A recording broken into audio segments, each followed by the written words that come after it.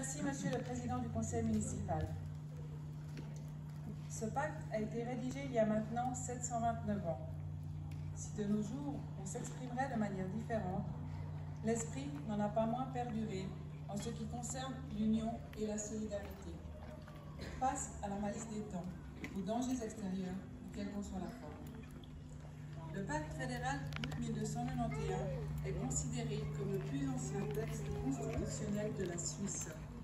Par cet acte, les communautés des vallées d'Uri, de Schwyz et d'Unterwald se sont jurées un soutien mutuel. Cette convention de 1291 a toutefois joué, si vous me permettez la comparaison, à la belle au bois dormant, puisqu'elle a été retrouvée en 1758 dans les archives de Schwyz.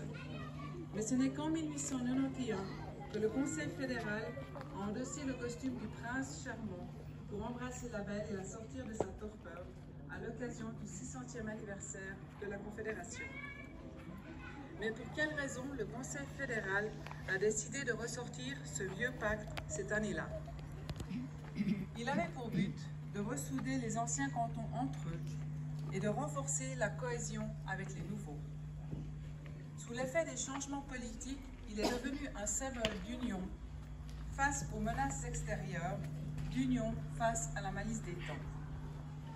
Si on revient au pacte historiquement en 1291, quelle a bien pu être la malice des temps? La mort de l'empereur Rodolphe Ier de Habsbourg le 15 juillet 1291 semble avoir été à l'origine de cette alliance. Les Waldstätten, soit les trois cantons contrôlant la route du col du Saint-Gothard, craignaient de perdre leur marge de liberté accordée par Rodolphe Ier et ses prédécesseurs. La présence de baillis étrangers à la région qui n'hésitaient pas à intervenir en permanence dans les affaires de ces communautés d'hommes libres, en cherchant à imposer de nouvelles redevances ou à empiéter sur les privilèges, ont suscité de la part des Waldstätten une vive résistance. Mais l'histoire, dans une étude publiée en 2003 dans la revue suisse d'art et d'histoire, s'est vue enrichie de nouvelles sources inexploitées. Tout d'abord, l'examen approfondi des finances du paysage savoyard de Saint-Maurice et Villeneuve démontre que le col du Simplon connaît un doublement du trafic de marchandises entre 1291 et 1293. Ensuite, un accord conservé dans les archives dit explicitement que les marchands de la région de Milan viennent récupérer leurs marchandises séquestrées à Lucerne par les Habsbourg. Et cette étude précise que le col du Saint-Gothard subit un blocus pour punir les Duranais révoltés. Il s'est donc bien passé quelque chose en 1291 qui appelait à l'union, à la solidarité des Waldstätten, afin de conjurer la malice des temps, conjurer une perte d'autonomie et éviter de nouvelles redevances. Quant à la malice actuelle, celle de 2020, on peut y voir la forme prise par la pandémie de la Covid-19, puisqu'il faut en parler au féminin, danger d'autant plus redoutable qu'il est invisible. Mais au moins, sait-on comment se comporter pour diminuer son effet de nuisance. Si d'un point de vue statistique, les pays ont des fortunes diverses, la Suisse n'a pas été épargnée et le 16 mars 2020, dans sa lutte contre le coronavirus, le Conseil fédéral a décrété, je cite, l'état de situation extraordinaire. Il en a appelé à la solidarité de toutes et de tous. Interdit pour plus de 5 semaines toutes les manifestations privées et publiques. Fermer les restaurants, les marchés, les coiffeurs et les lieux de divertissement. Mais sans recourir toutefois au confinement drastique de nos voisins.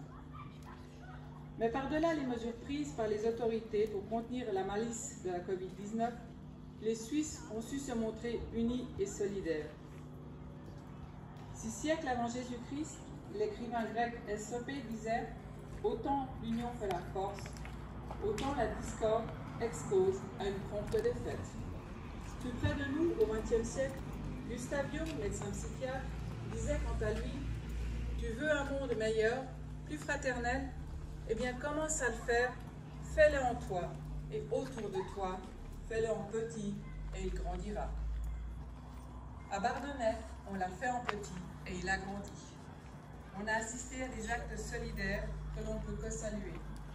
Bien des citoyens ont exprimé la gratitude qu'ils ressentent à l'égard de leurs voisins directs ou de quartier qui, en accomplissant un geste de soutien, les ont aidés à mieux traverser ces temps troublés.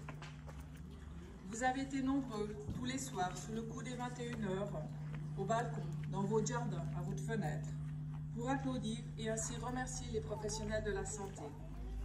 L'administration communale a mis sur pied un groupe de volontaires afin d'agir systématiquement sur tout le territoire pour surtout ne laisser personne sur le carreau.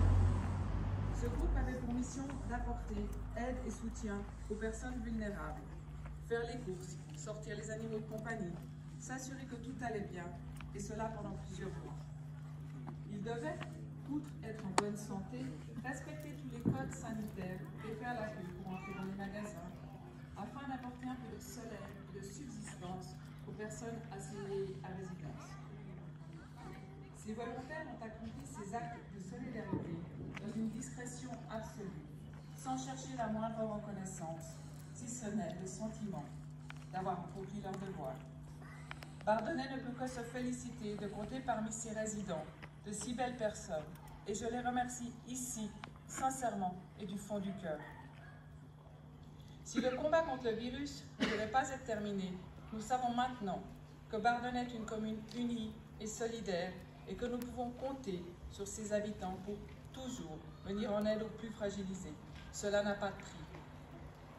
Si le virus est un ennemi de la santé, on pourrait, pour en conjurer le sort, emprunter les mots mondialement célèbres et prononcés en 2016 par le président de la Confédération, « Rire, c'est bon pour la santé ». Ou on peut lui préférer le mot d'Alexandre Jolien, écrivain et philosophe suisse. Rire, c'est refuser de se laisser aigrir par notre impuissance et nos échecs. C'est montrer que la vie reste la plus forte et qu'en son centre, on a placé la joie. Rire ne suffira évidemment pas à supprimer tous les soucis, mais le rire et la joie aideront à n'en pas douter, à contribuer à notre bonne santé, tant physique que mentale. Et je vous encourage dans les jours et les semaines à venir à suivre ces recommandations. Vive Bardonnay, vive Genève et vive la Suisse.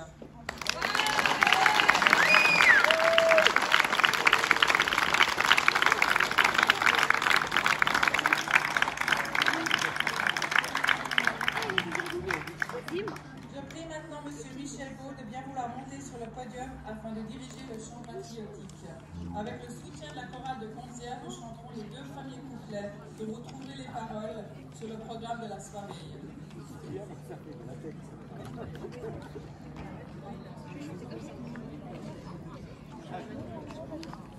Non, je ne vais pas vous diriger parce que je ne suis pas directeur, je suis seulement président de la chorale. Simplement, je vous dirais, essayez de me suivre, les musiciens.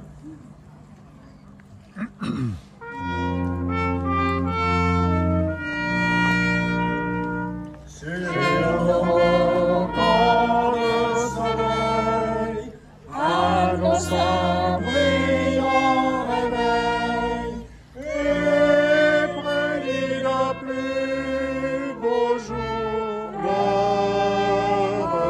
retour. Les beautés